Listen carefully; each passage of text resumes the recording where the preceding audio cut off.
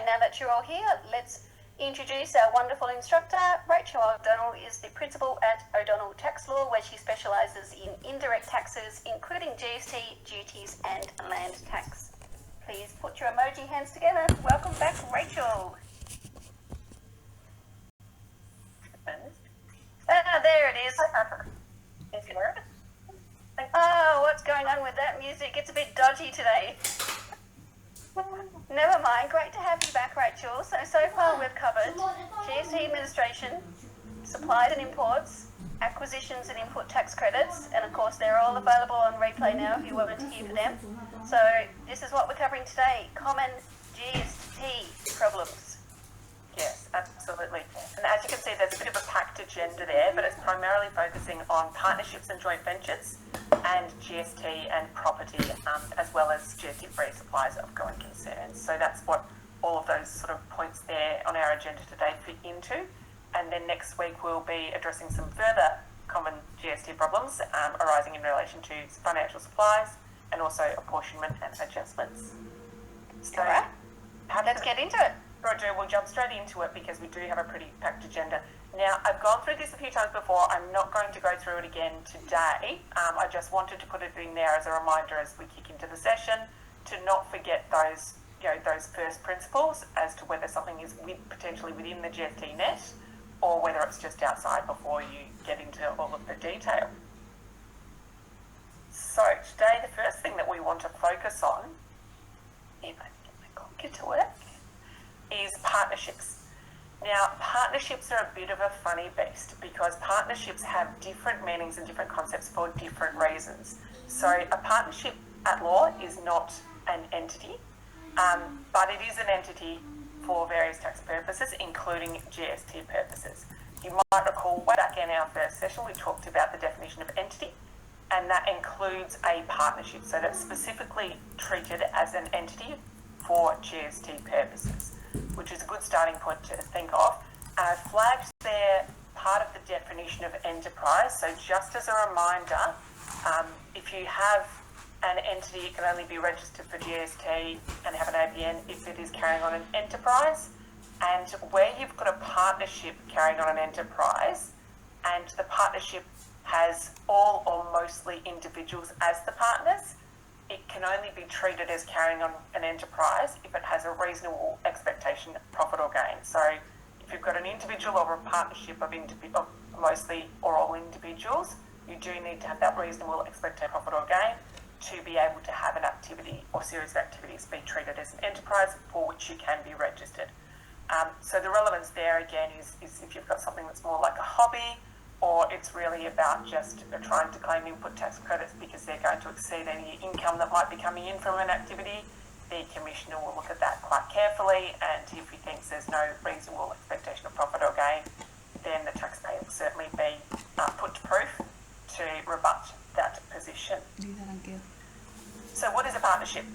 Our GST law, so again a new tax system, Goods and Services Tax Act 1999, refers us through the definition section in 195.1 to the 1997 Act. Oh, I've got an A there instead of an S, sorry, which is section 995.1, the definition that a lot of you will hopefully be quite familiar with in your dealings in income tax. So that the partnership definition there includes, or means, I should say, it's not an inclusive definition, it means an association of persons other than a company or limited partnership carrying on a business as partners or in receipt of ordinary income or statutory income jointly or a limited partnership. So where we have an association of persons carrying on business as partners, that is what we often refer to as a general law partnership. So that is a partnership at law that feeds into the common law definition of what the partnership is. Whereas when we're talking about ordinary income and statutory income, those are obviously income tax concepts. And people or associations of persons that are in receipt of such income jointly are generally referred to as a tax law partnership.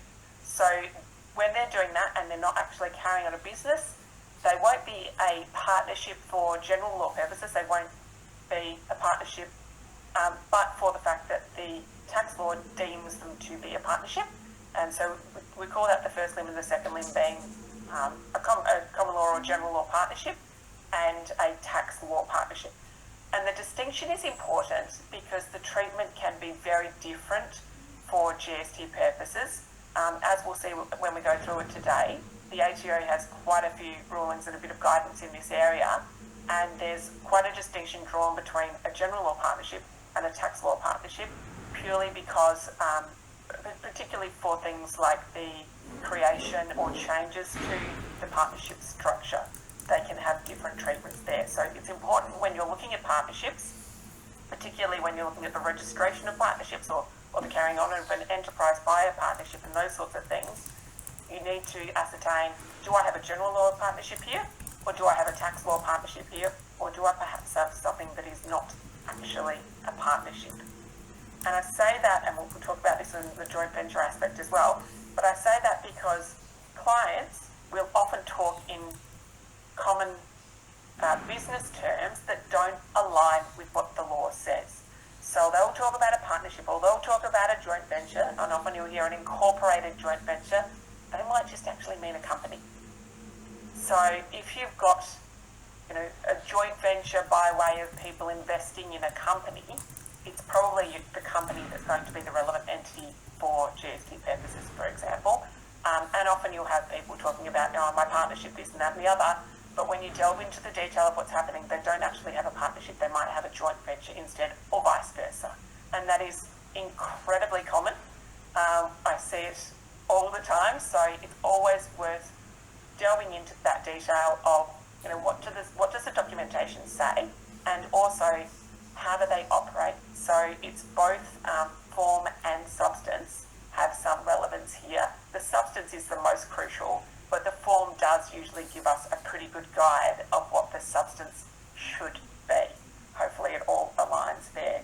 So that's the starting point. I just want you to be mindful of there being general law partnership and a tax law partnership being different things there. So, as I mentioned, the ATO has separate rulings for general law partnerships and tax law partnerships. When you're dealing with quirky partnership issues, I recommend that you grab the relevant ruling to see what the ATO's view on the matter is. And as we always say, rulings are not law. Do not turn up in court and suggest to a judge that the law says X and then quote a ruling. They get very frustrated if you're going to do that. But it is worthwhile knowing what the ATO's views on these matters are, and they have some pretty good guidance, I find, in these couple of rulings here. So make sure you're looking at the correct one once you've thought about it and figured out whether you've got a general law partnership or a tax law partnership. And both of those rulings go into a bit more detail about what those definitions actually mean to get within that as well. So the starting point is I want to talk about some of the different kind of touch points from a GST perspective for partnerships. So formation, reconstitution, and termination. Formation essentially is when the partnership starts. So for a general law partnership, this will be when the partners start carrying on a business together. Because remember, a partnership is an association of persons carrying on a business together. That doesn't necessarily mean they have to have gotten to that point of having lots of revenue coming in or being incredibly active.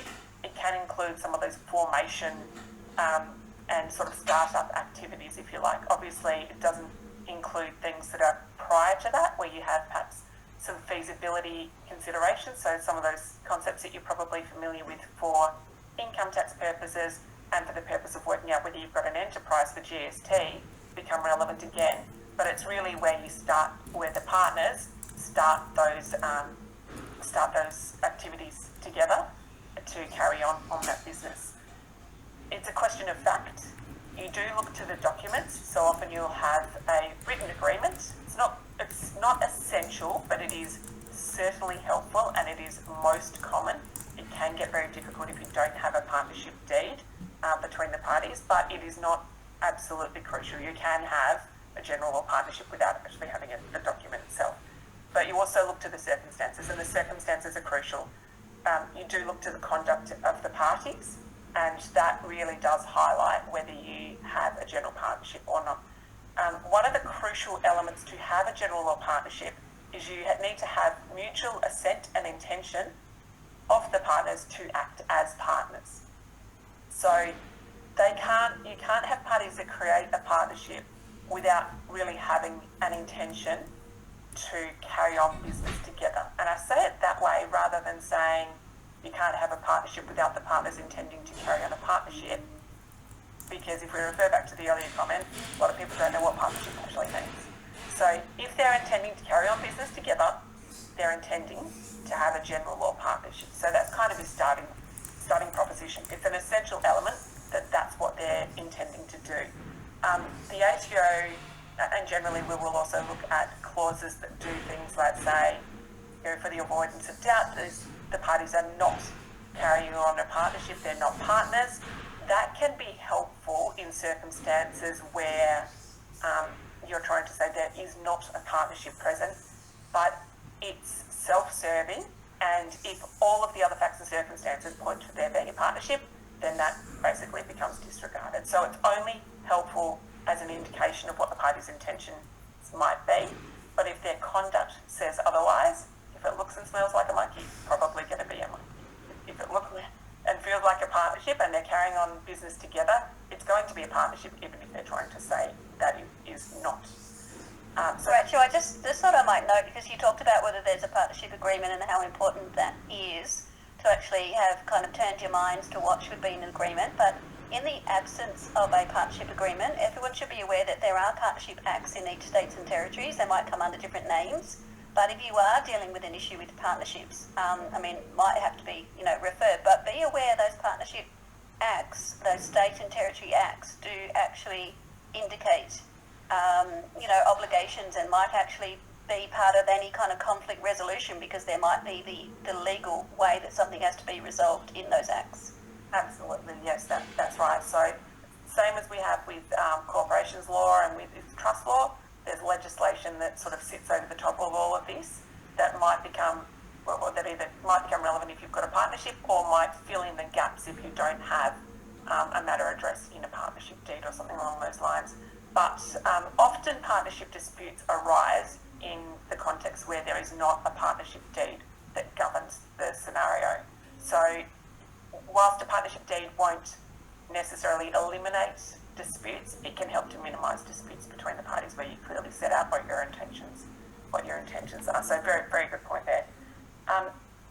Then just moving on to tax law partnerships. So again, this is in receipt of statutory or ordinary income jointly that you've got a tax law partnership. So it's a joint entitlement to income. So you have a tax law partnership is formed at the point at which partners jointly commence an activity from which joint entitlement to income will arise. So it's not the point in time when the income starts coming in that you have the tax law partnership formed. It's at the point in time at which the activities start. So for example, the most common tax law partnership is going to be owning property from which revenue is generated. So rental income is the most common form of tax law partnership. So buying the property itself is often going to be the point in time when that tax law partnership commences. The relevance for the time of formation will often turn on when the partnership is created, and therefore when it might be required to be registered for GST. That's really what we're often looking at here, because it doesn't take that much to get to $75,000 of revenue if you're leasing out a property and that sort of thing in particular. So it's important to look at that timing as to when the formation happens. Reconstitution could be a tricky one.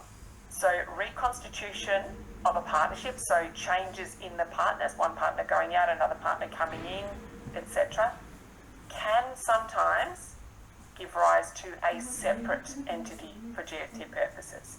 So if you have a tax law partnership, the ATO takes the view, and I think rightly so, that when you have a change in partners, there's no continuity of the partnership. You have a new tax law partnership formed at the point in time when you have a change in the partners. So when that happens, you need to be careful about making sure you're managing that so that any supplies that are made from effectively the old partnership to the new partnership are addressed appropriately. And you might want to do that as a supply of a going concern, for example, which we'll talk about later in this session conveniently. But if it's not addressed, that can be problematic. For a reconstitution of a general law partnership, whether you have a new partnership and a new entity for GST purposes depends on all the facts and circumstances. So if you have two remaining partners, once you have a partner go out and or new partners come in, you potentially can have continuation of the same partnership if the partnership agreement allows for that. So that's a situation where it's definitely best to have a partnership deed that says, if partners go in and out, that's not going to be a new partnership, it's just going to be a reconstituted partnership, and the partnership will continue, albeit with some different partners in there. So where the partnership agreement allows for that, you can have a reconstitution and you can have your same entity for GST purposes. So what would happen there is you won't then need to get a new ABN, you won't then need to register for GST again, you won't have a wholesale supply of all of the assets from one partnership to a new partnership. Which could be CGT assets too, couldn't it, Rachel? Like, crystallising a significant CGT event. Yeah, absolutely. Absolutely. And it is important, though, that you do update the GST registration for that. So GST registrations for partnerships will often be the names of all the partners. So if Nicole and I were partners, we might have a business name that we carry on our partnership under, but the registration for GST purposes would generally be Nicole Rowan and Rachel O'Donnell, and it would reflect that we are a partnership for that purpose. For bigger partnerships, if you look on the ABN lookup and find those partnerships, they'll often have the board of partners registered, just to sort of simplify it, or they might just have a number of the partners, but they're not necessarily going to list the 100 or so, however many might be in there as partners. So that's worthwhile keeping in mind that what you see on ABN lookup might look a bit different than what you're actually expecting for partners. Just a question in the chat, is the main difference between the two partnerships? I mean, I think with a tax law partnership, we tend to see them when you've got a couple, for example, who own property, and they own, what they're receiving is income, the rent from that property. And of course, they don't lodge a partnership tax return because they're a tax law partnership, but they report in their tax return their share based on the kind of partnership or their partnership share, and if it's jointly held, it has to be 50-50. They just report in their tax return their share of the the rental income and the rental expenses. Or they might have a bank account, like a term deposit in both their names. And again, if it makes $10,000 of interest, then they each report 5,000 or 50%, 5,000 in their tax return. So that's what we call a tax law partnership. Yeah, that's right. And so it really does boil down to those two limbs. If I just, maybe I shouldn't. Yeah, if I just tick back there, that first part there, an association of persons, you need that for a partnership. That first limb is carrying on a business as partners. That's general law partnership. So carrying on a business together is general law partnership. Or in receipt of income jointly is tax law partnership. So if it's a business, you're looking at general law. If it's just joint receipt of income, then you're looking at tax law partnership. So that's absolutely right. All right, so jumping back into this, so enterprise. One thing that I did want to mention on this is in the ATO's ruling on tax law partnerships, they do draw a distinction between an enterprise being carried on by partnership or by otherwise co-owners of property. And they list a number of factors that come into play in ascertaining when you might have just the co-owners individually carrying on an enterprise rather than the partners. What you look at there are things like, have you got separate agreements between the co-owners and your tenant, for example? Are they separately receiving income, or are they jointly receiving that income? If they're jointly receiving that income and it's all being done together and all the operations are together, they're more likely to be a partnership.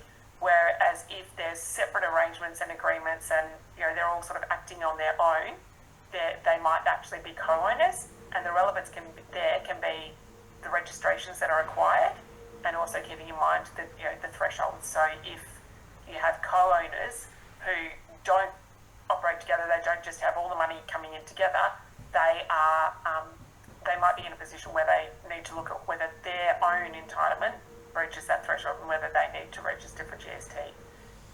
It is far less common in my experience to have co-owners of property who are separately registered or required to be registered for GST. It's far more common to have a tax law partnership where the partnership is required to be registered, but it is just something to keep in mind. And so in that GST ruling there, the factors that they list out are in paragraph 66 of that ruling, so worth going through if you've got that sort of situation. Just a question in the chat box. Where there is a partnership agreement, can the distribution percentage be stated in the agreement? My understanding is that it probably could in a general law partnership, but in a tax law partnership, the percentage of distribution would possibly be determined by their ownership interest, for example, in a property. Yeah, so in a tax law partnership, they'll generally align with their proportionate interest. So if we co-owned a property as tax law partners and you held 75% of it and I held 25% of it, I'd be getting 25% and you'd be getting 75%. Yeah, that's right. Yeah, and when you've got a tax law partnership, you can't actually change that in the contract. That's kind of been, well established by the courts now. That it has to be based on your ownership interest, whether you're joint tenants or tenants in common, as Rachel just kind of alluded to. That would be a tenants in common ownership. If 75% mine, 25% Rachel's, that would have to be the distribution. We can't contract out to make that differently. In terms of a general law partnership, I guess that distribution percentage would be stated in the agreement, and of course part of that distribution percentage would come down to, kind of what is agreed, the contributions made, etc. Yeah, that's absolutely right. And so often you look at partnerships for accounting firms and law firms and that sort of thing. There'll be different proportionate entitlements based on seniority and it's based on various other factors.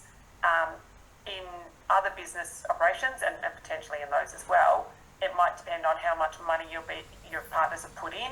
If someone's putting in the bulk of the equity funding for a business, they're more likely to be entitled to the bulk of the distributions. So usually you'll see things like unitised partnerships, for example, or you might see just references to proportionate interests, but it should be reflected in the partnership agreement, especially if you're not just all equal partners. Absolutely. The next point I wanted to touch on is that supplies and acquisitions can be made in a capacity as a partner, from the partner to the partnership, and vice versa. So it is important to keep in mind that if the partners are giving something to the partnership or getting something back, you don't just ignore those transactions. You need to ascertain whether there could be a GST consequence for that. So, for example, you could have a registered partner, selling a property to the partnership, and that could be a transaction that is a taxable supply from that registered partner to the partnership. So you need to consider the GST consequences that would follow from that. Keeping in mind as well that Division 72, which we've previously talked about, can come into play.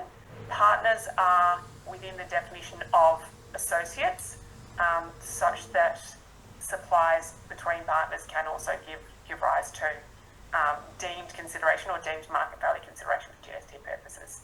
And the other one I just wanted to mention there is reimbursements. So if we're carrying on a business together, we've got a general law partnership, and I use Officeworks as a simple example pretty often. If I duck down to Officeworks and I buy something, and effectively I'm reimbursed by the partnership for that, then the effect of that is it's treated as an acquisition by the partnership. It does it in a bit of a quirky way if you want to look through 111. The way it does it is it treats it as a supply from me to the partnership. It treats it as effectively being deemed to be a taxable supply, or it doesn't stop it from being a taxable supply, and it doesn't stop you from the partnership from having a creditable acquisition. It treats the tax invoice that I've received from Officeworks as being a tax invoice held by the partnership. But the long and the short of it is it treats reimbursed expenses as though they've been made by the partner, so they've been acquired by the partnership, is the essence of it. You still need to have a tax invoice, you still need to hold it and all of that sort of thing, but it is just worth keeping in mind that it does it that way, in a similar way to the way that employees, when they're reimbursed, those expenses can be deemed to be acquisitions made by the relevant business. We might keep going now on to so suppliers, acquisitions and importations that are made by or on behalf of a partner in their capacity as a partner are taken to be made by the partnership and are not taken to be made by the partner or any other partner.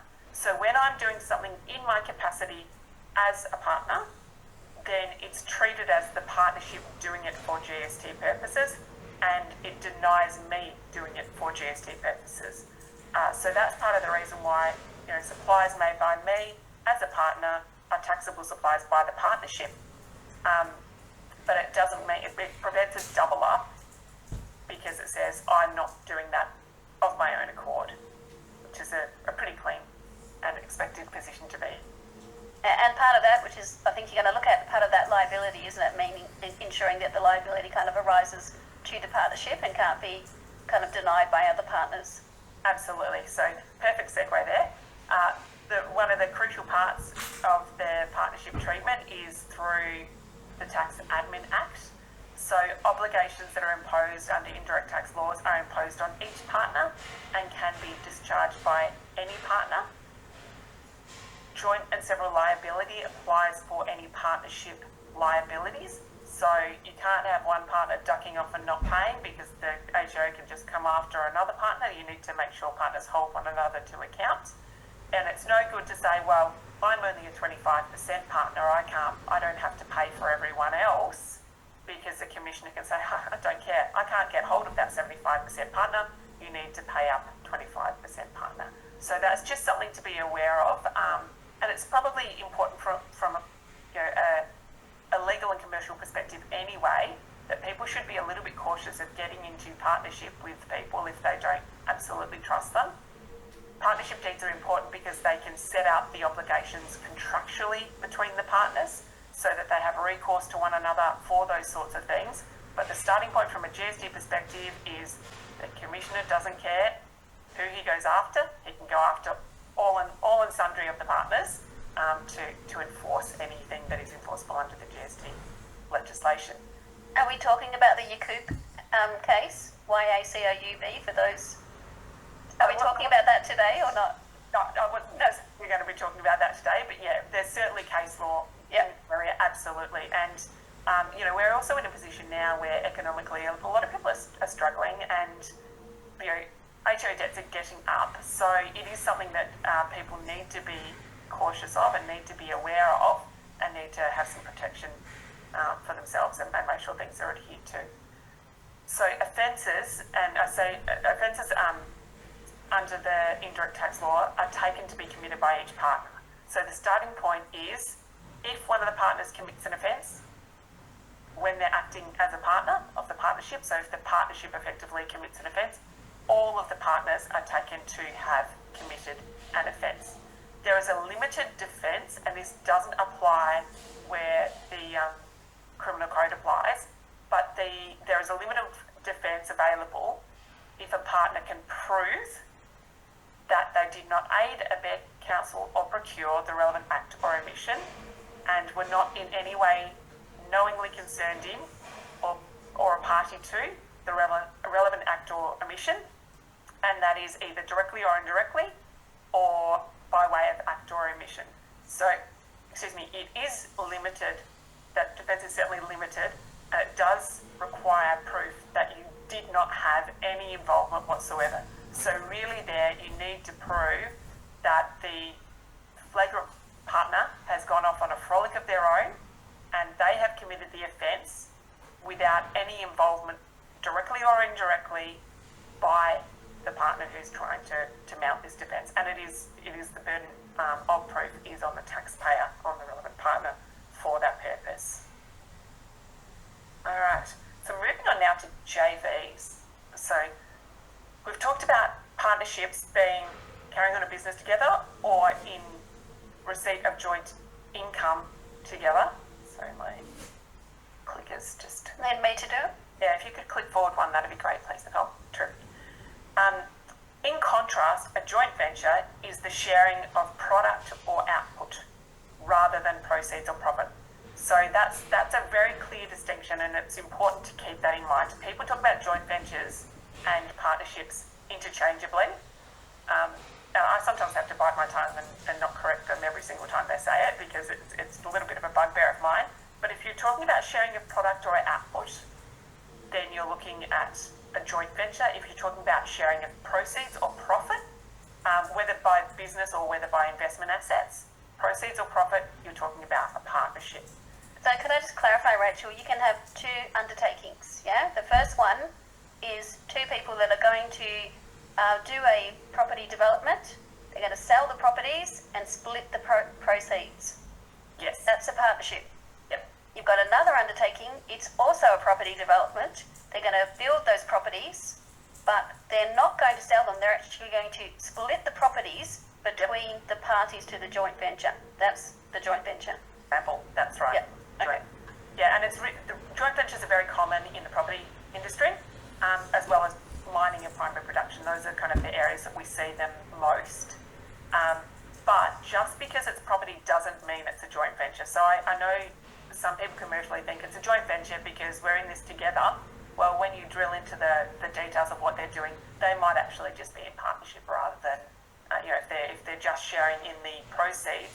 Even if that sharing of the proceeds isn't necessarily equal, it might be that you've got a business of developing and selling, and the parties have different amounts of proceeds that they're receiving.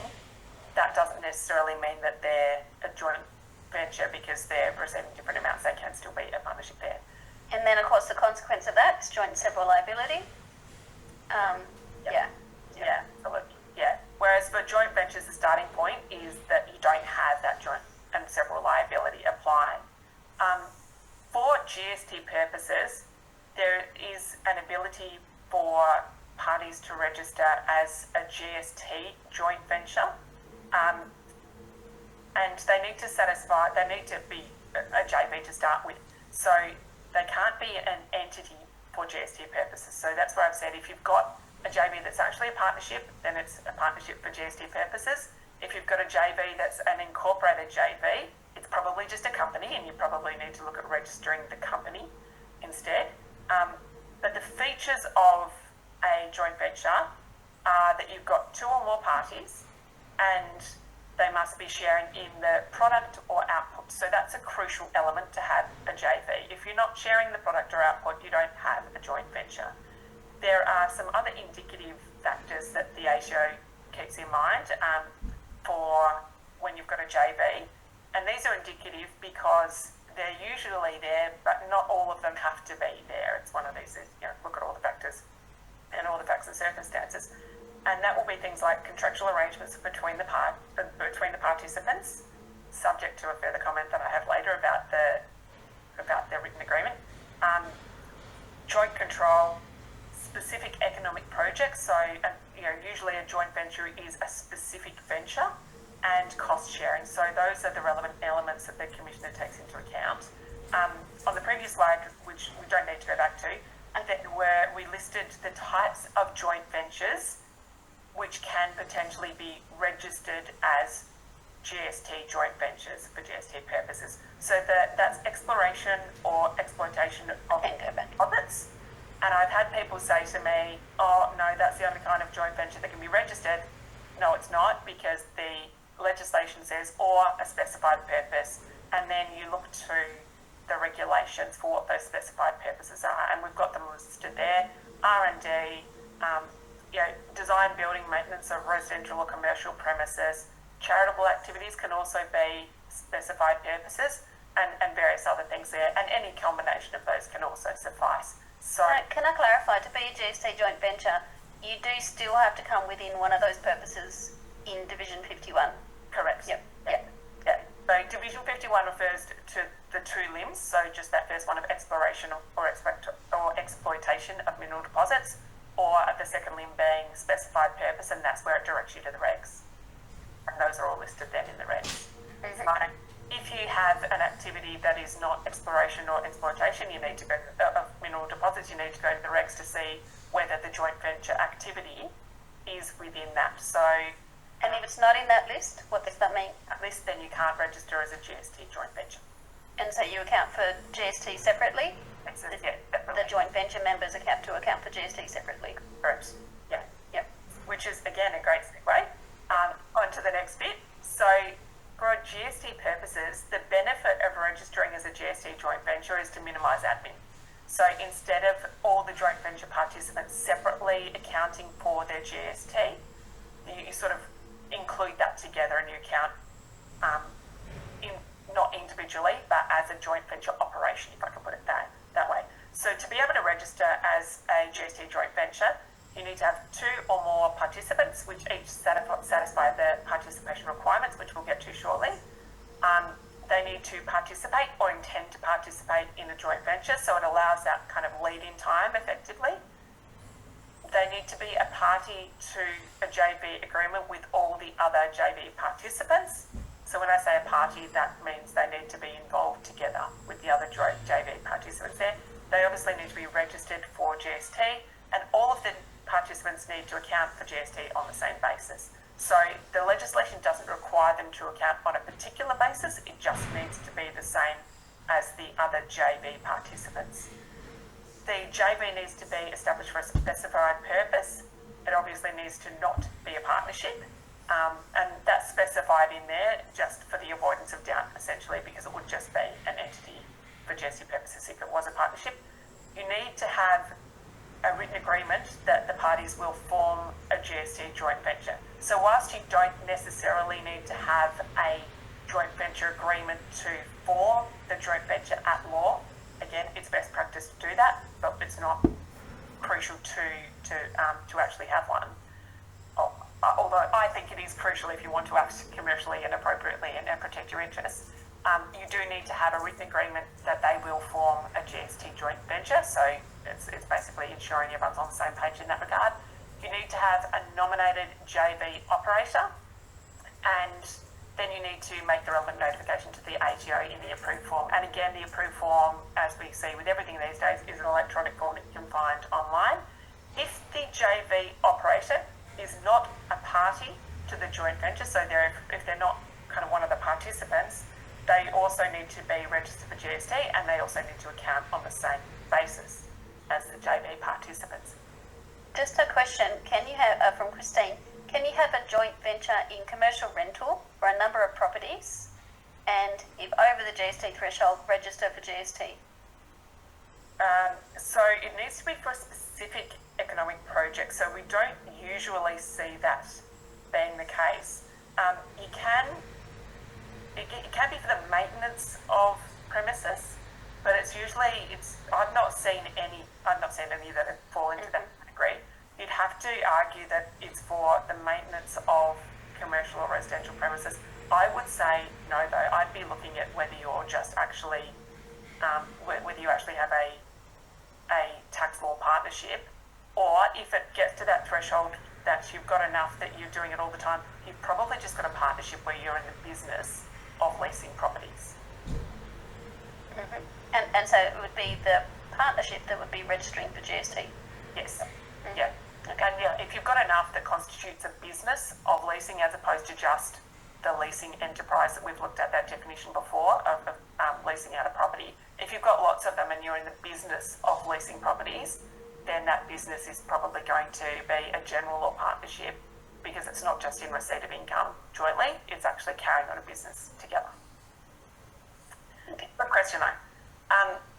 So the nominated joint venture operator deals with all the GST liabilities and entitlements from the activities that are carried on as the joint venture activities, for which on behalf of the joint venture participants. So it is, instead of the joint venture participants accounting for and paying a claim in GST or paying GST and remitting it to the ATO, claiming input tax credits, making adjustments, all that sort of thing, the joint venture operator does that. distinct from a GST group. So unlike a GST group, transactions between the JV participants are not ignored. So if you have a transaction that is between joint venture participants rather than being a joint venture transaction, if I can put it that way, then you still need to have the joint venture participants separately do those things. So if it's not a sale of a property by the joint venture operation, if it's I've decided that I want to transfer my part of a property or something to another joint venture participant, then that just falls back to the normal rules. It's potentially a taxable supply by me to another JV participant. So that's just one distinction to keep in mind. It's also the joint venture operator that lodges joint venture GST returns, and where the joint venture operator is an operator for multiple joint ventures, they can potentially elect to lodge a consolidated GST return. So we've got quite a lot to get through, but we'll jump into our first Slido of our first case study. Ross, Ben and Emma own an archaeology business and they all work in the business. It has turnover of at least $800,000 per annum and generates a profit each year. When the business started growing, they executed a document entitled Geller Archaeology JV to govern the arrangements between themselves. Ross has a 50% interest in the business and Ben and Emma each have a 25% interest. Their contributions and income distributions are all split proportionally on that basis. So the question here is, is what entity is Geller Archaeology JV for GST purposes? So are they individuals so that they should each register for GST if their proportion of the GST of the GST turnover is $75,000 or more? Are they a partnership such that the partnership should register because there's clearly more than $75,000? Are they a joint venture so that they should register as a GST joint venture? Or are they a joint venture so that if each of them satisfy the participation requirements, they should register as a GST joint venture, but if not, they should register as individuals for their proportion? So we'll jump. Okay, thanks. I'll go to the slide. So, right now you need to have a good think about what Rachel's been saying, and that will enable you to answer this question. So, if you have not yet clicked on to the QR code or the link in the chat box, please do so that you can vote in this one. It doesn't take very much for anyone that's new to kind of select that link or use the QR code to get it onto your mobile phone. I see that people are voting already. That's great. So what entity is, how do you say it, Geller Archaeology JV for GST purposes? Are they individuals? What a nightmare that would be. Are they partnerships and the partnership should register for GST? Are they a joint venture that should register as a GST joint venture? Or are they a joint venture that would actually require them each to register separately and deal with their proportion of the GST turnover? Again, doesn't sound too fun. Last option's meant to be, for example, if they don't account for GST on the same basis, so they don't satisfy the participation requirements. Yeah.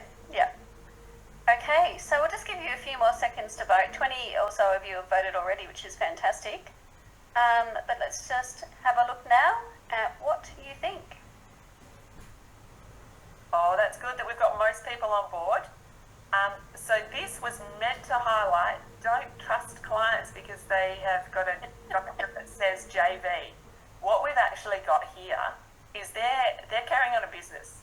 They're sharing the profits and they're actually carrying on a business.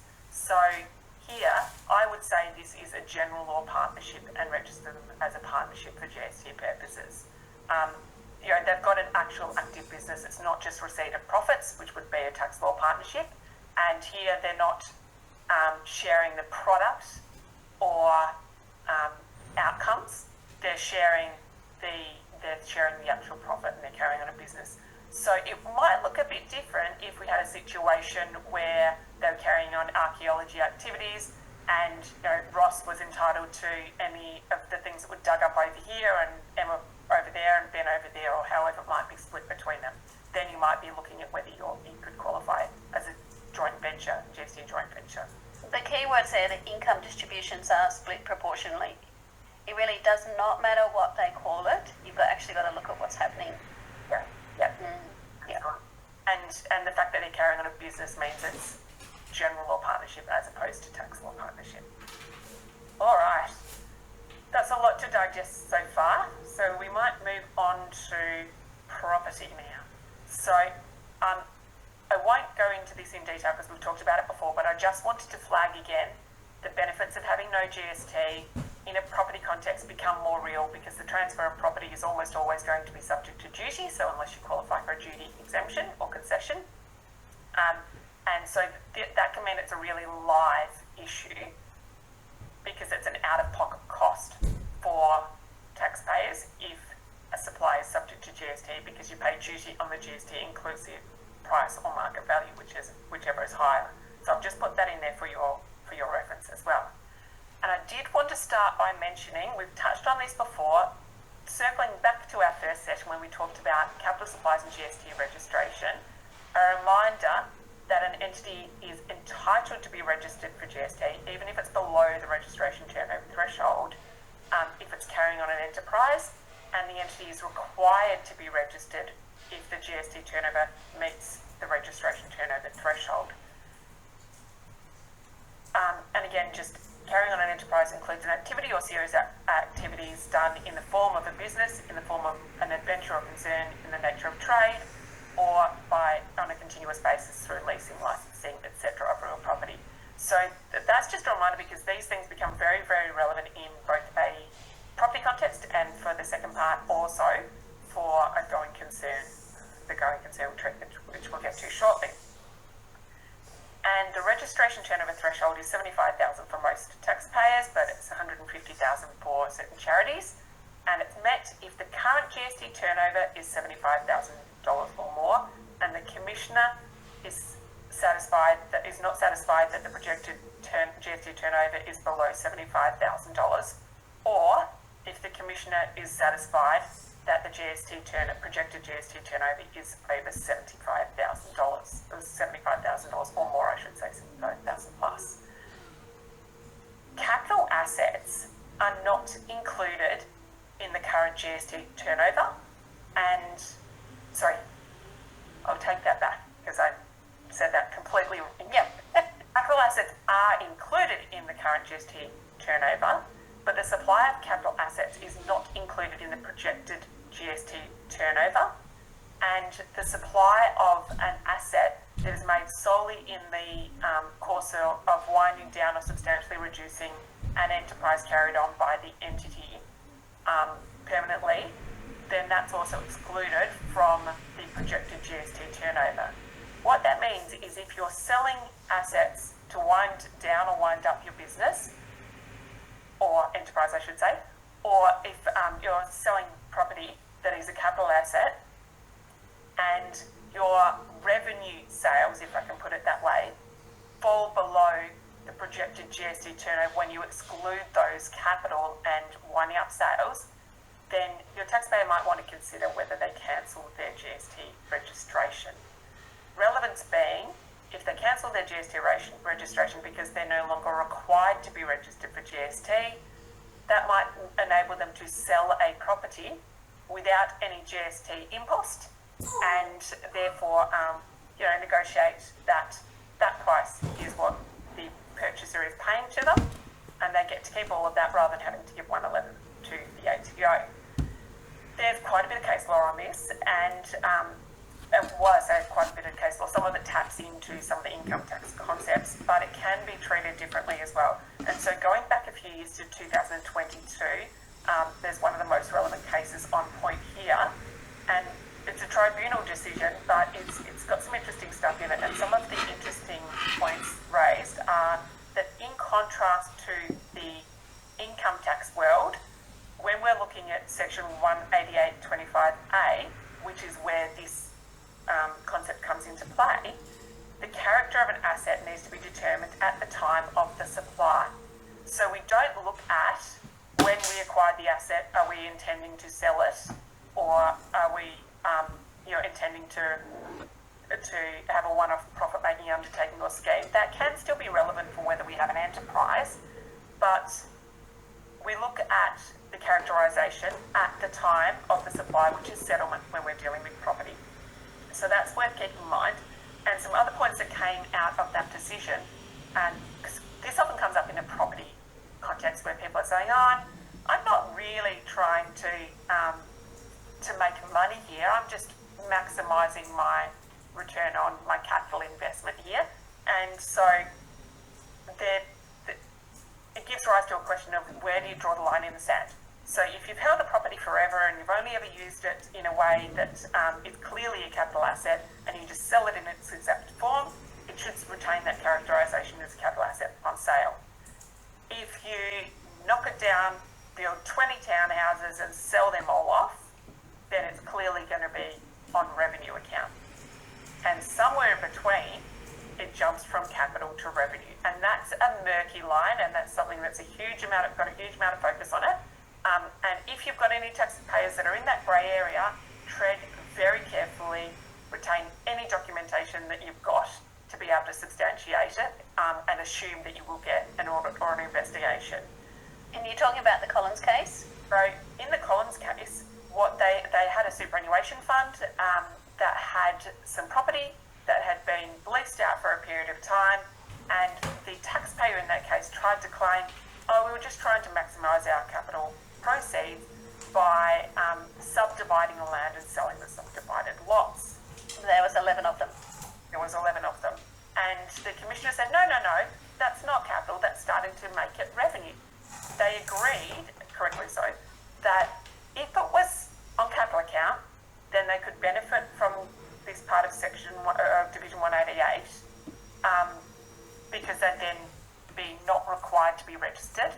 They could cancel their registration and sell it as an asset that's outside the scope of GST, so not subject to GST. But the commissioner said, no, you're required to be registered because, in my view, that is not a capital asset and it's not being sold solely in the winding down of your enterprise or the reduction of your enterprise on a permanent basis. And it's an SMSF. It's not winding down. Yeah, so they also did all accept that because it's an SMS, good point, it is deemed to carry on an enterprise, if we go back to our first session. So an SMSF that's a complying SMSF is carrying on an enterprise, so it really does just turn on whether they breach the registration threshold in terms of being required to be registered. So there's no doubt they'd still be entitled to be registered regardless of anything else because they are an SMSF. But if the sale of these assets is counted for their registration threshold, then they are required to be registered for GST. These sales will be inside the scope of GST. They'll be taxable supplies that are subject to GST. And the tribunal said that it is quite artificial to say that such sales occur in consequence of the business ceasing. The sale of the lands was a central objective of land development. So here,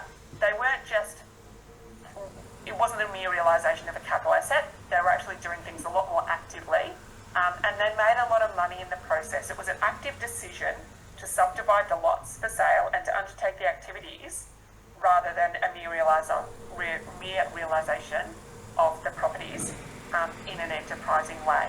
And so it does become that point of, little steps might not be problematic, bigger steps are more problematic, huge steps are very problematic. So whilst it's useful, tread carefully in this area. It is simpler if you have a situation where you've got an asset that's always been a capital asset. So for example, the sale of a property that's a farming property, it's only ever been used for farming, and when you sell it, you haven't done anything to change it, you haven't lodged any plans to get it subdivided, there's no building permits or plans or anything like that. But as soon as you start to do more than just sell it in its existing form, you need to consider that in more detail. So Revan's just asking, is this in relation to GSTR number 3, which is when is a sale of property a sale of new residential premises? It's not really, is it? Or not really. It can have some relevance there because if they're not registered for GST, it doesn't matter whether it's new residential. If they are registered for GST, then the property will be subject to GST. So if they are registered or required to be registered for GST, then the sale will be subject to GST if it is new residential premises. So there's the threshold question of whether they are registered or required to be registered for GST in the first instance. And then if they are registered or required to be registered and we're dealing with residential premises, then we need to consider whether what we've got is new residential premises. So there's kind of a stepping through process to work out whether you've got, what the tax treatment is here. Which is again another lovely segue into residential premises. So the starting point is if we have a supply, we need to go back to that very first slide of, is it outside the scope of GST or is it potentially a taxable supply? So if you've got a supply by an entity that is registered or required to be registered for GST, the supply is made in the course or furtherance of an enterprise carried on by that entity. It has a relevant nexus with the indirect tax zone, which supplies of property in Australia, let's just assume they're all going to, and that it's not one of those slightly quirky situations. And it's for consideration or deemed consideration if we've got associates. So if we've got those things, the starting point is the supply of property will be a taxable supply and therefore subject to GST unless there is something else that takes us out. So where you've got those elements there, property is in the net unless there is something else that takes it out. What can take it out are it potentially being a GST-free supply of a going concern or farming land, which we'll deal with shortly, or if it is a sale or long-term lease of, or a lease of residential premises. So that brings us out of being taxable and brings us into being input taxed unless that residential comes back into the net by virtue of being new residential or commercial residential. So that's the way I like to step through it when I'm assisting clients. Do you hit those requirements to be a taxable supplier? If not, then it's just outside the scope of GST. And so the discussion on the registration and whether it's capital or revenue turns that really is relevant for whether it's potentially outside the scope of GST or a taxable or potentially a taxable supply. That's your starting point. If it is potentially a taxable supply, then we need to go the next level of if it is not residential premises, then it's just taxable. If it's residential premises, is it what we usually refer to as existing residential, which is not a defined term, but is just basically residential that is not new residential, it is not commercial residential. If it's existing residential, then it will be input taxed. If it's new residential or commercial residential, then our starting point is going to be it is taxable supply. So let's talk a little bit about what those things mean. So residential premises is defined to mean land or a building that is occupied as a residence or for residential accommodation, or is intended to be occupied and capable of being occupied as a residence or for residential occupation, regardless of the term of occupation or intended occupation, and includes a floating home. In my practice, I've never dealt with a floating home, but it's worth mentioning because it's in that definition there. Importantly, that is an objective definition. So it's not, do I intend to use this for occupation as a residence? Is this property a residence? And the intention is an objective intention. So you look at what the reasonable person would think if they're looking at the property. If it looks and smells like a home, it's going to be a home, even if it's not intended to be lived in. so you might have a factory that has a couple of rooms with a kitchen and a bathroom and so forth, but that doesn't turn it into residential premises because you can see that all the other space, is for that factory, industrial purpose. Yeah, absolutely. And on the flip side of that, if you have a home that has been used for medical premises, so medical rooms is a common one. If if it is still has all of the characteristics of being a home, then it will be a residence rather than medical premises. And if you start to adjust it and you put in, you perhaps remove the bathroom and you have just some loos, and you take out the kitchen and you have a kitchenette that just has a coffee machine for the staff, you start to be putting it towards not being residential. But if it's residential, other than the fact that it's used as medical premises, then it's still likely to be residential. There's quite a detailed ruling that the Commissioner has on residential premises and new residential premises and commercial to residential premises as well. So there's quite a few rulings on point that are worth going through to see what the Commissioner's views are. A lot of the information that's pulled out into them comes from the case law. So we have had quite a bit of case law in this area, which does tell us things like, we look to the objective intention, which is one of the main factors. We look to how it is used and how it can be used.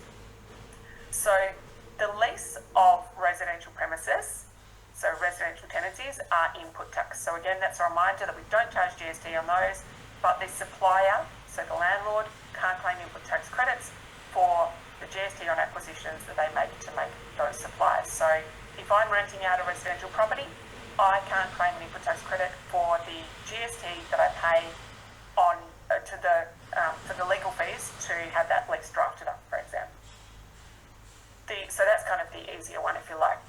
The sale or long-term lease, which is a defined concept for GST purposes, of existing residential is also input tax. And I say existing residential without quotation marks there, because existing residential premises is essentially not a defined term, but it falls to being a defined concept, because it's a sale of real property is input tax to the extent that the property is residential premises, so that goes back to the definition that we started with there, to be used predominantly for residential accommodation, regardless of the term of occupation.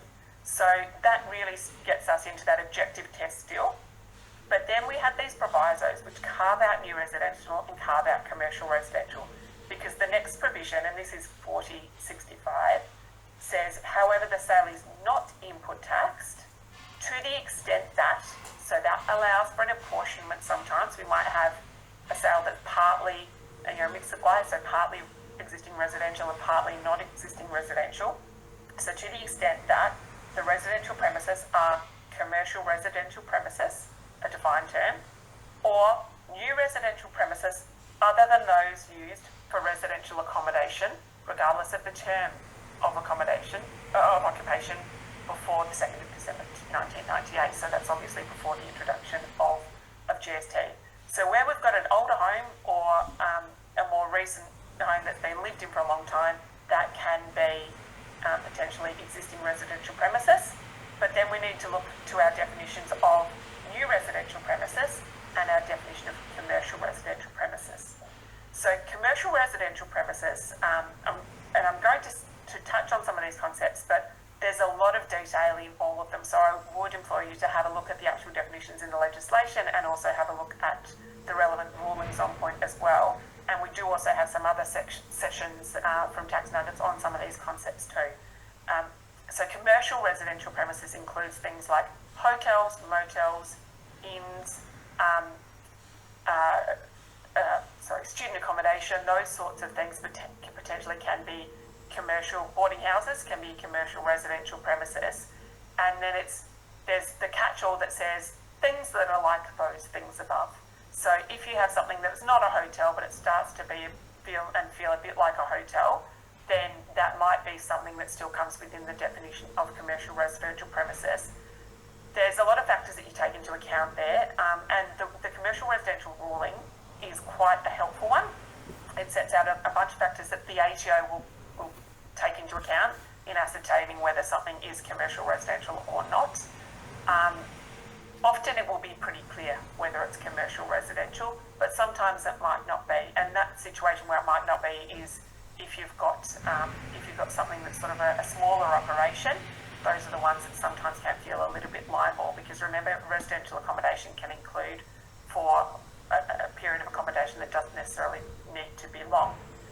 New residential premises are one that come up all the time, this is where, it's often relevant for those people who, question whether you've built a new building to sell. So you need to start with your question of whether they're registered or required to be registered for GST. But new residential premises are residential premises that have not previously been sold as residential premises, other than commercial residential premises, and have not previously been the subject of a long-term lease, which is a defined concept. So that's one that sort of we don't see. So that would be, for example, if you have vacant land that's become a residence and is being sold as a residence for the first time, or if you've knocked down commercial premises, or sometimes like a warehouse becomes converted into residential premises, or if you have like a church that's developed into a residential premises, something like that. So if it hasn't been sold as resi and it's being sold as a residential premises for the first time, that will be new residential premises. And the second one is if it's been created through substantial renovations of a building. That is a defined concept. Again, there's another ruling on point there, but it really looks to have, you need to have renovations that have taken place for that to happen, but it's more substantial than just a bit of paint. You need to have a look at whether, you're doing things like it does need to be substantial. So have you been moving walls, breaking down walls? Have you put up an extension, a substantial extension? Those sorts of things you need to track through and figure out if you've had substantial renovations. And the third one that have been built or contain a building that has been built to replace demolished premises. So a knock-down rebuild will also result in your characterisation as new residential, and as a reminder, that means it is subject to GST. There is a carve-out there though. So once new residential premises have, for a period of at least 5 years since they became new residential premises, if they've been leased out as input taxed leased residential premises for a period of at least 5 years, then they cease to be new residential premises. That means they come back into the definition of premises that we call sort of existing residential premises and are input taxed.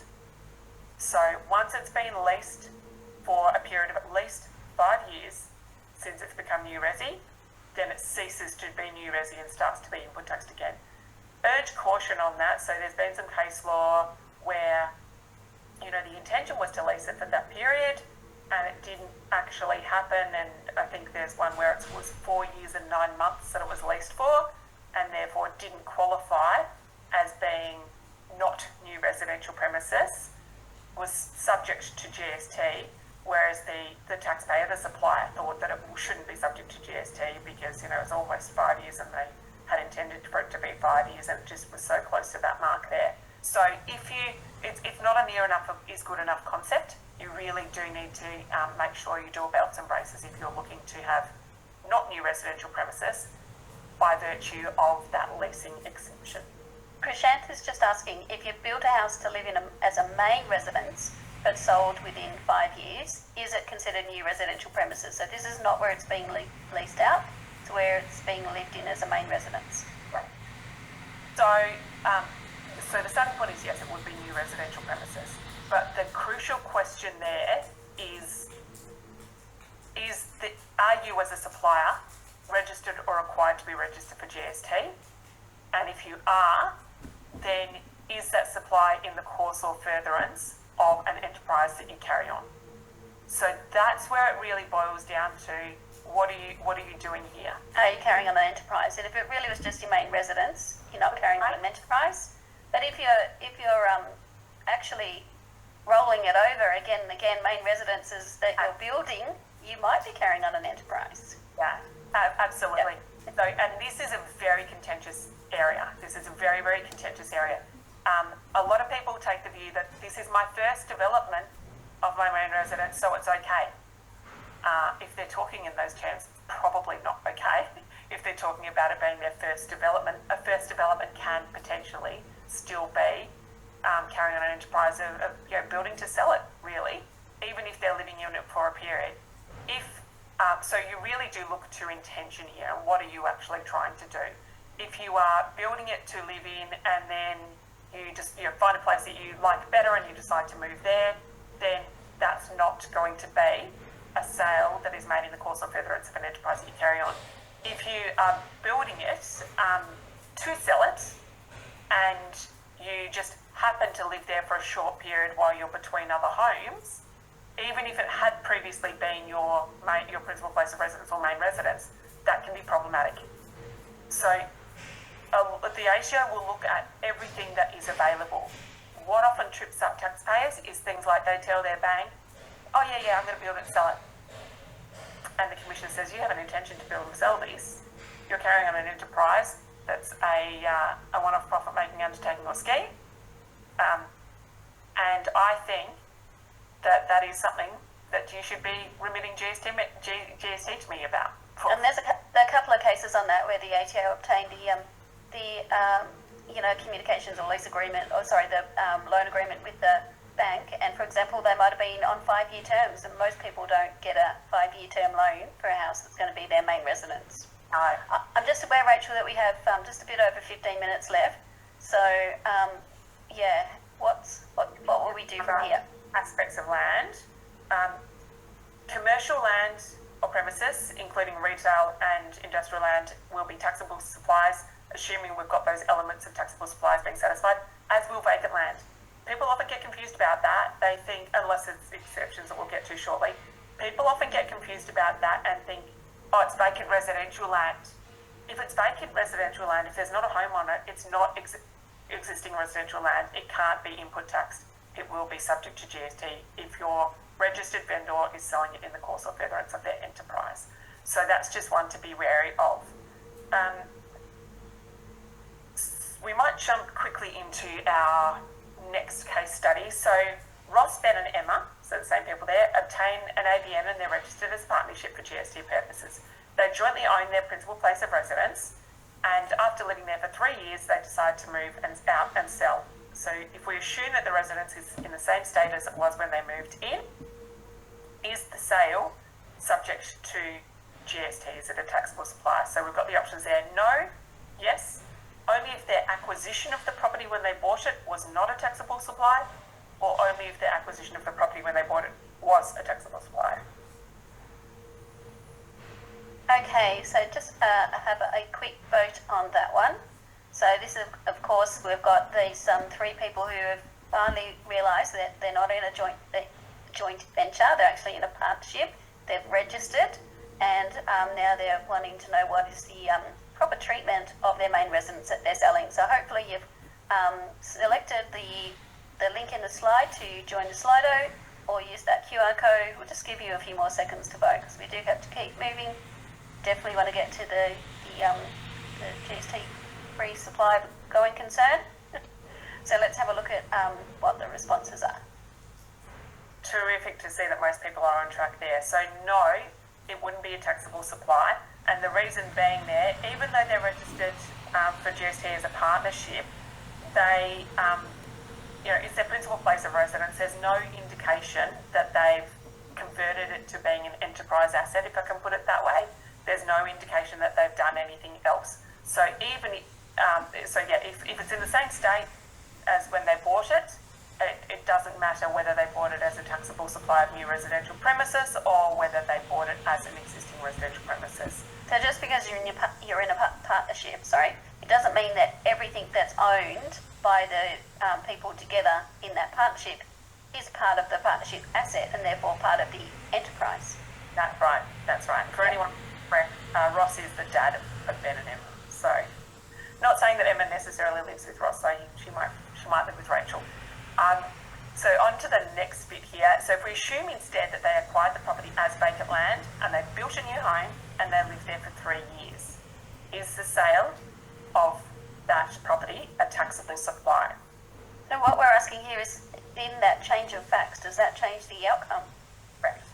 And Christy Lim is kind of asking at the same time while people are voting, if you lived in your main residence, then demolished your home and built your new home, new residential, but bought a new home as the main residence, would the sale of the new residential, which was supposed to be your home, be a taxable supply?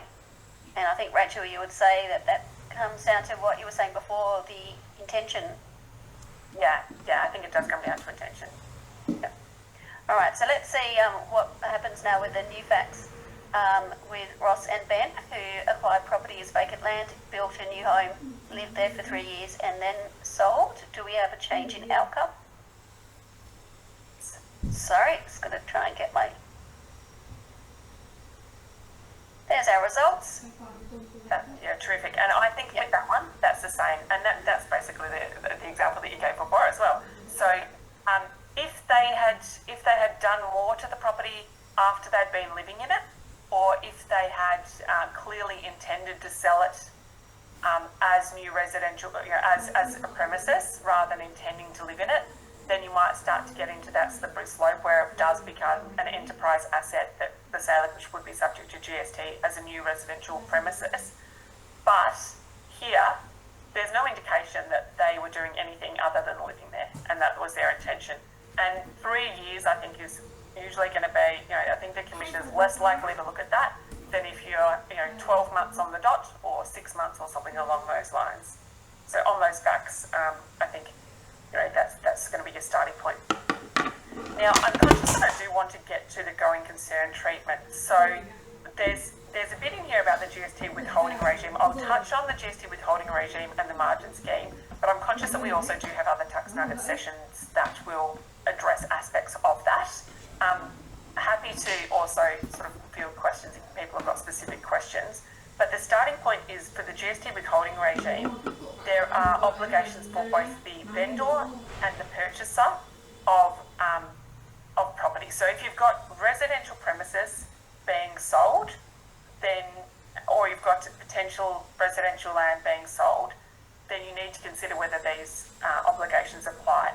A vendor has to give the recipient of the supply a notice telling them if they have to withhold GST and give it directly to the ATO, and if so, how much, who's liable for it, and various other aspects, or to tell them that they don't need to do that. And there's some differences that apply depending on the status of the acquirer, the status of the vendor, obviously, and also the nature of the property. There's also a bit of a useful information on this on the Legal Professional Liability Committee website. So that's the PI insurer for Victorian lawyers. And I only say that because I know I was involved in helping to prepare it. So there's a bit of additional information on here. But relevantly, all of these withholding regime provisions are in the Taxation Administration Act. And so it's worthwhile ticking through them. It's only in a couple of sections of Schedule 1. So there's not a lot in there to read. But tick through all the requirements because you can get in big trouble if you don't satisfy them. Importantly, if there is an obligation to withhold, then for normal taxable suppliers, so fully taxable suppliers, the recipient must withhold 1/11 of the contract price and remit that straight to the ATO instead of giving it to the vendor. And the recipient is the purchaser? Right, yeah. Yep. And from suppliers for which the margin scheme applies, it's a 7% of the contract price instead of the 1/11. And again, that goes straight to the ATO. And there's a true-up in the BAS for the supplier where they basically get a credit for that 7% that's remitted straight to the ATO, and then they have to account for the GST on the margin itself. So that's one that's worth keeping in mind, that there is a true-up, so your margin still is relevant for working out how much GST will be payable at the end of the day, but it really just impacts the vendor essentially on that part. And so, margin scheme, I'm seeing fewer and fewer supplies being made under the margin scheme now, and part of the reason for that is we've had a long time since GST's, 25 years since GST's been in play. So a lot of properties have been transacted in a way that now stops them being eligible for the margin scheme to be applied, but it does crop up every so often. The most crucial thing to remember here when you're applying the margin scheme is it needs to be a supply which is eligible for the margin scheme, and there's quite a detailed section in the GST Act that deals with supplies that are ineligible for the margin scheme. The main one that takes you out of eligibility is if your supplier had acquired the property subject to GST and that was full GST. So if your supplier of the property, the sale that you're looking at, had acquired the property as a taxable supply, then your starting point is you're only going to be able to use the margin scheme on the sale if the margin scheme was used on the purchase. That's a good way to think about it, but there are various other ways you can get taken out of being able to apply the margin scheme. The other crucial thing to note there is that GST is payable on the margin between the sale consideration and the purchase consideration that was paid by the vendor when they acquired it, or sometimes a different valuation that's put in place for that purpose. So it's about the value added to the property by the vendor, either by capital appreciation or by their investment in the property. The GST on the margin is not on the vendor's profit margin. I have people that work in property that still don't seem to understand that concept. The GST is calculated as one element of the margin being the difference between the sale price and the purchase price, and you ignore whatever's spent in the meantime. And as I said, if you've got withholding, you've got a true-up in the BAS there. And I'm really sorry, but I'm just going to move because my computer has said that it is going to run out of juice otherwise. Oh no! So hopefully that will. That 1.5 hours, it really gets us. So I've just put in the chat box a link to the GST withholding, the website that Rachel referred to. I've never heard of it before. Legal Practitioners Liability Committee. Excellent. Yeah. Thanks, Rachel. So that's a PR intro, and I only say that because it's something that I've actually had some input into. But certainly look at the ATO resources as well. Starting point should be the sections in the legislation. The ATO also does have some guidance on it, but it is something that does need to be done correctly and is frequently done incorrectly. It is something that lawyers are usually responsible for because it's about the documentation as well, and about settlement, but they will often be asking questions of accountants for the purposes of figuring out how the treatment should be addressed. So, all right, so kicking in now to the GST-free going concern. So I've got there not as simple as you might think, but the number of times I hear people say, "Oh, it's a GST-free supply of a going concern. There's no biggie. We're just going to be okay here. We don't have any GST."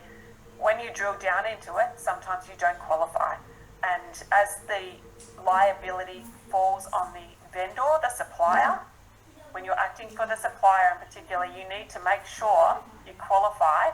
Otherwise, you just sell the relevant thing as a taxable supply, rather than being on the hook for GST and potentially penalties and interests. Often, when parties agree that you'll have a GST-free supply of a going concern, the contract will say, but if ultimately it's held to not qualify as a GST-free supply of a going concern, the recipient, the purchaser, has to give an additional amount for GST, so a gross up for GST. Contractually, that can work, but you don't want to fall back on that position unless you absolutely have to, because that means getting money from a purchaser, and it potentially can be a few years down the track, so it's not an ideal position. So what do we need? A supply can be a GST-free supply of a going concern, where it's a supply for consideration, which can be deemed consideration under Division 72, where the recipient is registered or required to be registered for GST. Best practice is to make sure the recipient is registered, so there's absolutely no doubt. And as I've said in previous sessions, if we think there's anything that might be a little bit funky, write it into the contract to say that the recipient cannot cancel their registration prior to the supply, for example. You need to have a written agreement between the parties that it is a GST-free supply of a going concern. And that written agreement can't just be a written agreement for the sale of business as a going concern. It needs to be, this is a going concern for GST purposes. It doesn't need to have particular wording, but it needs to make it clear that it is a GST-free going concern for GST purposes. It's not just that it's a supply of a going concern for ordinary commercial purposes. So you might want to refer to Section 38(3)25 and say the parties agree on that basis, but make it clear that it is for GST. Importantly, that written agreement needs to be in place at or before settlement of the sale, so at or before completion. Usually it's in the contract, but it can be outside of the contract, but it does need to be a written agreement. and it does need to be, you do need to have that timing correct. You can't agree after the event. There is no discretion, unlike with the margin scheme agreement, where you need to agree between the parties, that the suppliers and the supplier, under the margin scheme. For the margin scheme purposes, the commissioner has the discretion to extend the time for which the parties can make that a written agreement. There is no such discretion here for going concern. So you do need to make sure that your contract or some subsequent documentation that is a written agreement between the relevant parties says it's a supply of a going concern. The next requirement is that the supplier, the vendor, supplies all things necessary for the continued operation of an enterprise. Whether that is the whole of their enterprise or whether that is a separate enterprise is okay, but it does need to be a whole enterprise, and the supplier carries on the enterprise until the date of supply. So where that becomes problematic is if people start to wind down their enterprise a bit so that the purchaser can wind up. That essentially cannot happen. You do need to have the vendor carrying on the enterprise until they actually settle that sale, until the day of supply, which is settlement for property transactions. So the impacts are often glossed over. So a few things to note here. I've got down there a reference to the ATO's GST ruling, so that's worthwhile referring to. There's quite a lot of examples in that one that can be quite helpful. And the ATO is relatively generous in their interpretation because for them it's kind of a money in, money out. If it wasn't a GST-free supply of a going concern, in these circumstances then the vendor should remit GST, but the purchaser would be able to claim it back as an input tax credit. Having said that, they are getting a bit tougher on some things, and one of the biggest ones that they're getting tougher on is supplies of leasing enterprises, where the tenant, so supplying land with a lease, so it's a leasing enterprise, and the tenant is perhaps someone that was found just now and they enter into a very short-term lease agreement, and you all know it's going to be wound up as soon as the supply's been made, or it's a lease but there's peppercorn rent being paid, so there's barely any rent being paid. So something that isn't a genuine leasing agreement is certainly problematic, and I've had discussions with various ATO people on that, where that is definitely in their sights. Other things to be mindful of are Division 135 adjustment events. So we'll talk about adjustment events more next week, but where the purchaser wouldn't have got a full input tax credit if the supply had been a taxable supply, then the purchaser has an increasing adjustment. So they give back, essentially, there's a clawback of some of the GST that they wouldn't have been able to claim as a credit if it had been a taxable supply. There can still be a benefit to using the going concern treatment here, even if there is a clawback, because there is still that benefit of not having duty on the transfer of the property itself. But that is one to just be mindful of, because I know people often forget that they sort of think, going concern, we're done and dusted, happy days and move on. Not always that simple. Appropriate documentation.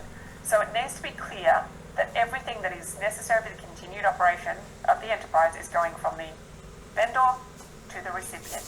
You can't have a situation where you're supplying most things, or the documentation doesn't make it clear that you have a supply of a going concern for GST, or that everything is going over. So if that means you need to do things like a license or a lease in place, so that what was perhaps an undocumented arrangement before is documented so it can clearly be transferred over, then do whatever you need to do. It's better to have a belts and braces approach with this.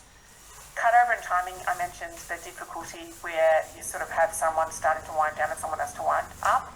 This is particularly problematic in a leasing enterprise context where the tenant vacates the premises. If the vendor is still actively marketing that property as available for lease, that can still be a supply of a leasing enterprise. But often what we see is if it's vacated, they say, oh, the purchaser can take care of that. They can find a tenant once they've got the property, or the purchaser says, oh, actually, can I run this process? I want to be involved and run this process. It does need to be the vendor that is leasing and actively seeking tenants for the property. Otherwise, they are not carrying on the supply until the time of the supply, carrying on the enterprise until the time of the supply. I've got their supplies, what, from whom, and when. So if you've got more than one party involved, you might not have one vendor making supply of an enterprise to one recipient, which is what you need. And those are the parties that need to have the written agreement in place. You can have multiple vendors and multiple purchasers and have going concerns, but each separate transaction needs to be a separate supply of a going concern to qualify. So, for example, if I am selling a business and I'm also selling the property, but my purchaser doesn't want to buy the property, someone else does, my purchaser just wants to lease the property, I can sell the property, I can grant a lease to the business purchaser together with the transfer of all of the business assets, and they can acquire the enterprise there, which is the business, including the premises that are acquired and lease the premises there, and then I can subsequently sell the premises to someone else as a leasing enterprise. But you do just need to sit down carefully, probably with a cup of coffee or tea, and make sure you know who is supplying what, when are they supplying it, and what is being supplied. And I've got there, why bother? Is it safer to treat the supplies as a taxable supply? Sometimes. Sometimes it's just cleaner and simpler to sell it as a taxable supply rather than a GST-free supply of a going concern, particularly if you don't have real property involved and you don't have any duty liabilities, keeping in mind that Queensland and Western Australia still charge duty on intangible assets like goodwill and intellectual property and that sort of thing. But if you don't have those things, then it just is a timing point. And so sometimes it's better for the vendor actually just to charge GST. It is preferable often for a vendor to start with the position that it will be subject to GST, because the going concern treatment is really for the benefit of the purchaser. I'm conscious that we're at time. Yeah, Rachel, I think what we might do is, if you could just quickly note there's some more information here, but we might jump to the GST-free farmland slide, and our event Chituni will do that for us, just so that we can have a look at that, and then we'll need to finish up. Yeah, perfect. We have had a lot to cover today. Yeah. Perfect, thank you. So the GST-free farmland, I mentioned this because it is a different treatment. Again, it results in a supply being GST-free. A supply can be GST-free if it's a supply of a freehold interest in land. If it's land on which a farming business has been carried on for at least 5 years before the supply, and that means right up until the time of supply. You don't look previously, you look at the time the supply has been made and going back 5 years from then. And the recipient intends a farming business to be carried on the land. Crucial points to note here are that whilst it is an automatic application, and when I say that I mean the parties don't opt into it, if those requirements are satisfied, it is GST-free. Whilst that's the case, it really does rely on those requirements being satisfied. So you want to make sure, whether you're the vendor or the purchaser, you want to make sure that if you're utilising this GST-free treatment, if it's applying, you want to make it clear and have warranties and indemnities to ensure that both parties are on the same page and there's no doubt that what is being supplied is a GST-free supply of a farming land. Now, a farming business is a defined concept again, so you need to make sure it's the right kind of farming business that comes within that. It does need to be a business of farming, so we go back to our ordinary concepts of what constitutes a business for that purpose. So whilst the documentation doesn't necessarily need to say anything, it is best to make sure it is done properly and all the parties are on the same page there. It is also possible to provide it as a GST-free farmland and also have a going concern for kind of the rest of the farming business, if you like. If I was doing that, I would still have the land being provided as part of a GST-free supply of a going concern in the event that ultimately the Commissioner takes a view that it's not a farming business that qualifies for this treatment for some reason. So adjustment may be an example that's not actually a farming business. If it's just adjustment, just kind of making it available for people to pop their stock on, or their pet horses. Yes, horses tend to be problematic. Yep. So that's absolutely right. So it is one that's sometimes sort of forgotten, but that's important to keep that one in mind. But make sure that you definitely qualify for it if you're wanting to lean on that. Okay. All right. Well, I think we need to finish up today because we have gone over time, but I really appreciate all that information. There is so much in this GST, and there's an opportunity now for everyone to provide a rating and a comment. That poll should have been made available to you. So whilst you're thinking about what you're going to put in that poll, I might actually just get Rachel to provide a quick key takeaway. My key takeaways are documentation is not everything, and just because the clients call something a particular thing doesn't mean that's what it is. So look at the facts and circumstances as well as the documentation to figure out what you've got. Do you have a joint venture? Do you have a partnership? If it's a tax law partnership, that can have different implications than a general law partnership. Or do you just have, a company and they're calling it an incorporated joint venture, or they're calling it a joint venture? So don't let terminology fool you. They might be loosely using that. And the other one is for going concern, absolutely make sure all of the boxes are ticked, and there's absolutely no doubt that it applies, because it is one that's coming up more and more as a problematic provision. Yep, so only do your due diligence on that one. All right, thanks very much, Rachel. I really appreciate that. We're going to be back next week for the last GST basic session. If anyone is in the room who has not actually had the opportunity to attend the early ones, they're of course all available as recordings. If you just go into the Tax Nuggets Academy catalogue, then you will find them.